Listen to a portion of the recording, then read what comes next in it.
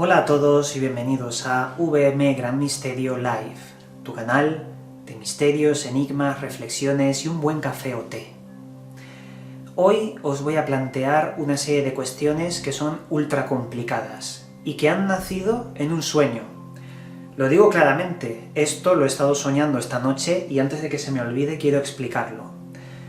Muchas veces a lo largo del día me hago preguntas sobre cuestiones complicadas y no encuentro respuestas. Pero ya me ha pasado más de una vez que en el mundo de los sueños, mientras duermo, encajo muchas piezas y hallo respuestas. Hoy os quiero explicar algo muy complejo, algo que se relaciona con el origen o el sentido de la existencia misma. ¿Por qué existe el universo? ¿Qué sentido tiene que exista vida en el universo? ¿Cuál es el fin, la meta final de todo esto?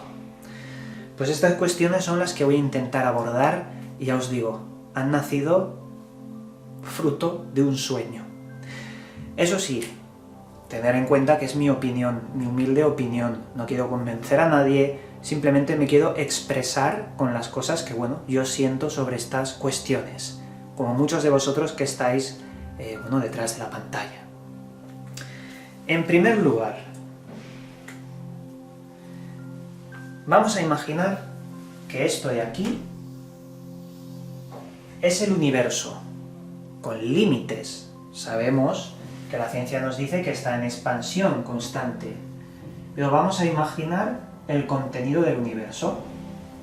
Su contenido, galaxias, que son estas espirales.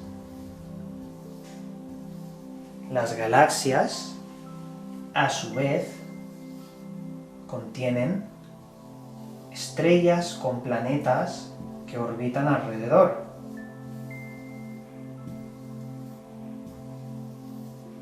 ¿Vale? Y los planetas, lo que tienen en su interior, algunos de ellos, como el nuestro, son formas de vida. Es decir, nosotros podemos preguntarnos ¿quién ha creado el universo? Porque es lo más grande, lo más importante, el contenedor de todo lo demás. Pero ¿y si esa es la pregunta incorrecta?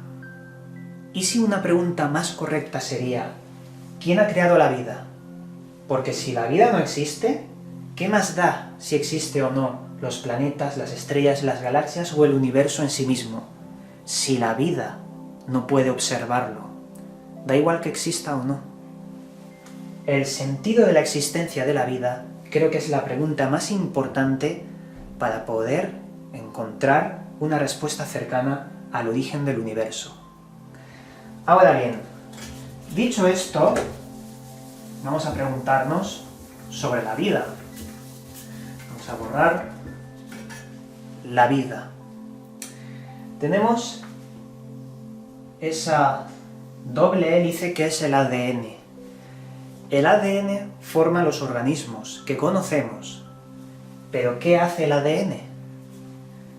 Pues, en sus datos, almacena información genética, las mutaciones, el tiempo, el paso evolutivo de las especies. En definitiva, el sentido de la vida es almacenar información, acumularla, cuanto más mejor, porque parece que el universo es un laboratorio y la vida son pruebas. En este laboratorio la vida tiene que cruzar una línea muy larga, en la que, al final, no sabemos qué hay. Sabemos que el principio es el nacimiento, no de una vida individual, sino de una especie. Y el final no sabemos cuál es. Puede ser la muerte, alguno diría, pero la muerte la vemos todos los días en la vida que nos rodea. Aún así, la vida sigue continuando. No es lo mismo la muerte individual de un miembro de una especie que la muerte de la especie entera. Por lo tanto, en el universo deben existir miles de propuestas de vida.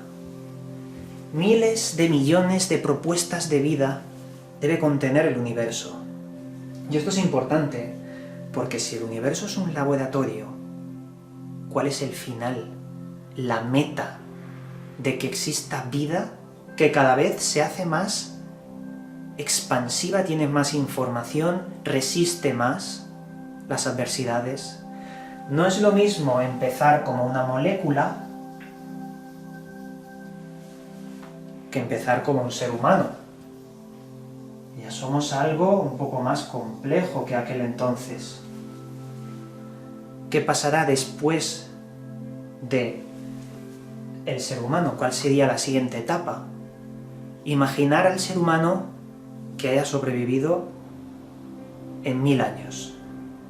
Ahora imaginarlo en 1.000.000 de años. ¿Cuál será nuestra forma física? ¿Nos habremos sintetizado con las máquinas?